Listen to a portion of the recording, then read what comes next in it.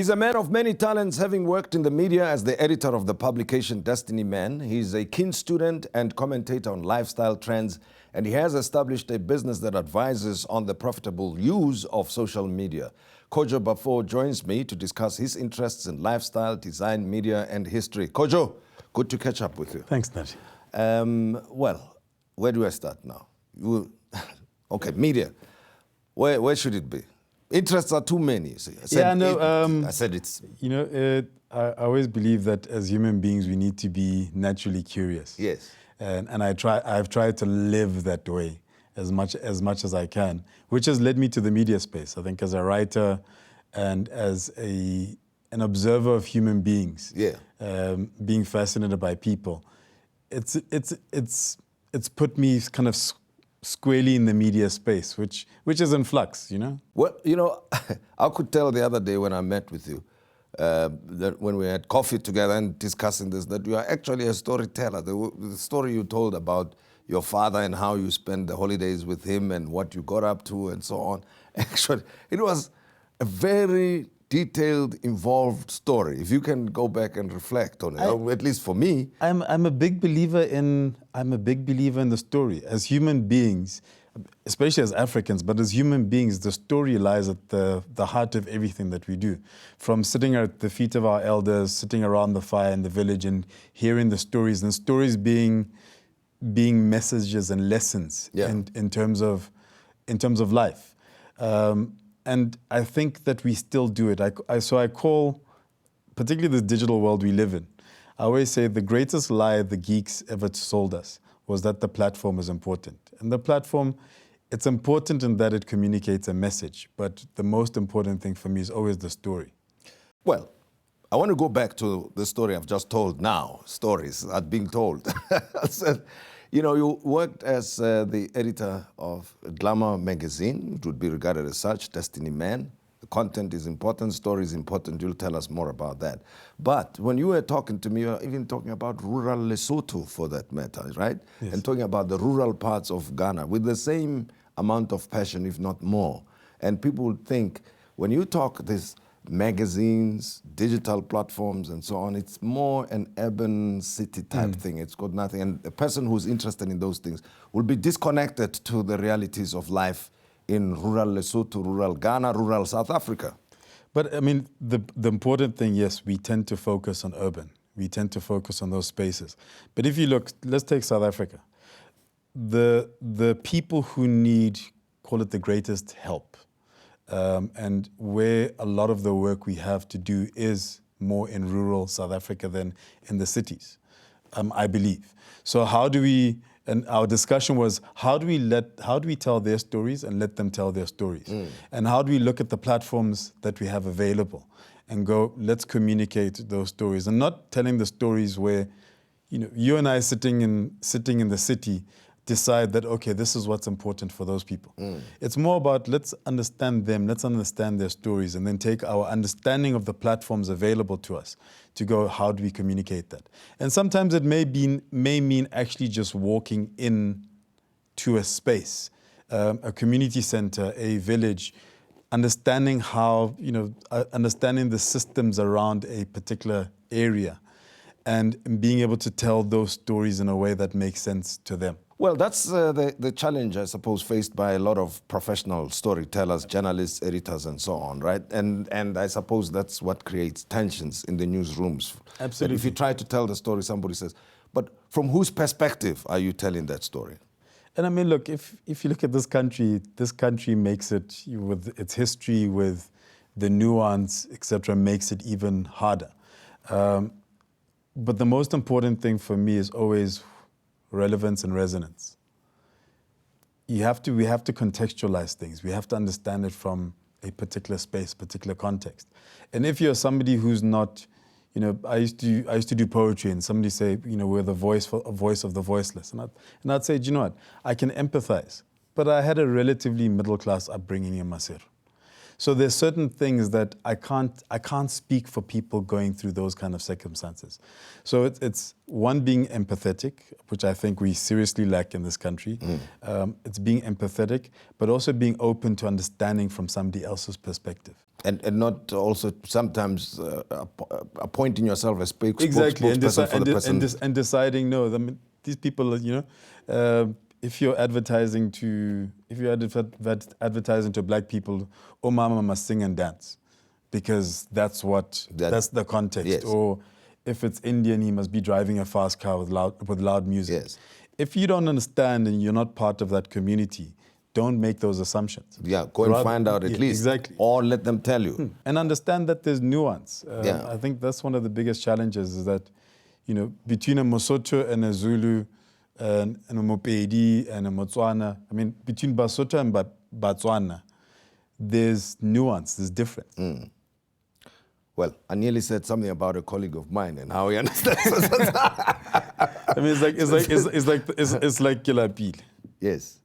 In Sesotho, Kilapile is I'm hungry. I'm hungry. Yes. In Setswana, it's I'm tired. Yes. And there are many stories of conflicts that have arisen just out of that nuance, that understanding of those. Let's go back to the point that you made. And you also gave a talk at My World of Tomorrow conference, a big IT conference, Yes.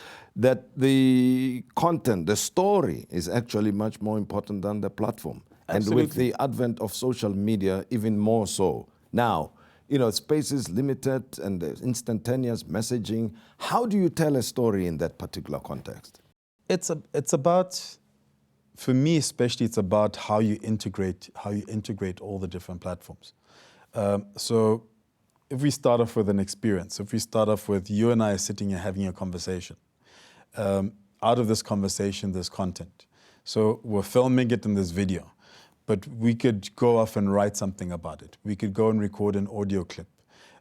We can then post portions of it on Facebook, Twitter, etc. Now, when you post on Facebook, you have space. So we could put a lot more in terms of points from our discussion. Whereas Twitter, it's 140 characters. So are you going to pick out, do we pick out one or two key elements and drive, which we do all the time, drive anybody who's interested in hearing more to the video, yes, or to the article. And that's what it's about. It's about looking at the story, looking at the platforms, and maximizing the platform. Very particular people will go to Twitter. You're going to get some people who are more TV people, who are more Facebook people, who are more radio people. You have Twitter people. Some of the challenges of Twitter is that it's hard to contextualize stuff on Twitter because, when you're going through a timeline, you see one tweet. You have no context, you have no understanding of what went before and what went afterwards. It's that thing in isolation. So that's why I always say the story is the important part, and how do you then unpack that story and use the platforms available to you to communicate certain elements of that story. Well, many people, almost everyone now who's got a smartphone, is somehow engaging in communication via social media.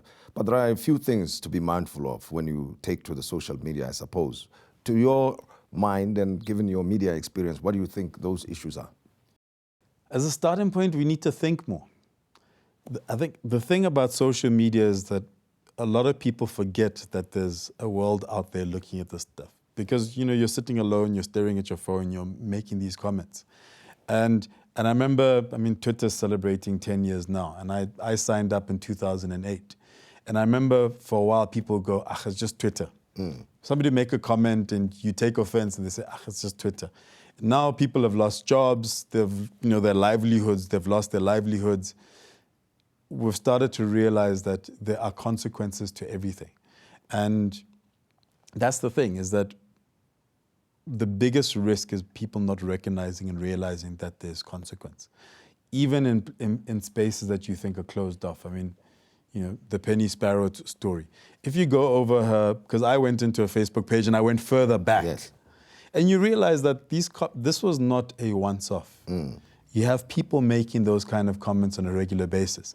It's just that it didn't burst beyond that initial private space. Yes. So the assumption, we become complacent because we think, I said it, I just have people agreeing with me. And also, we also forget that stays on the internet. I think the digital library of the US Congress has been archiving tweets since 2009, which means that your tweet is out there somewhere. Somebody's got it stored somewhere. Yeah. And if it's stored, it means it can come back. Now when you search on Google, what happens? Your Facebook comments, your tweets, etc., all of that stuff comes up. If if we did a search for you on your name, I guarantee you would find the work you've done, but also some of the tweets that you've posted, some of the, whether it's Facebook, any other platform, will be in your timeline. Which means that, yeah, I can go back and see the things that you said a year ago. So we are in trouble if you got up to mischief and you said some ill-considered things. So here's an interesting thing. Yeah. And I was reading an article recently. You have children, particularly in the US, children complaining when their parents post about them, particularly when they're teenagers. I have children. What we're doing for our children now, if you're a person who posts regularly, and I know people who have Twitter accounts and Instagram accounts for their children. babies, for their children, you're creating a digital footprint for your child before they have any control over it. And they may not like what you say or what you post about them. You're taking away their ability to come to terms with themselves as human beings and determine how they're going to share themselves with the world. You're taking that away from them even before they reach teen years. Who knows, they might even sue you. When they say, look, my profile is this, it's not what my parents told you before. Exactly. Or I can't get a job because of my parents. And this is what they said about me. Anyway, Kojo, storytelling trumps platforms, as Kojo Bafo tells us this evening. I appreciate, and of course we'll have ongoing conversations on some of these evolving trends, and I appreciate the time. Thank you. Thank you. That's Kojo, who I said is lifestyle and trends and social media keen observer student, writes and does work around these things and already advising companies in this regard. We continue with the program in a moment.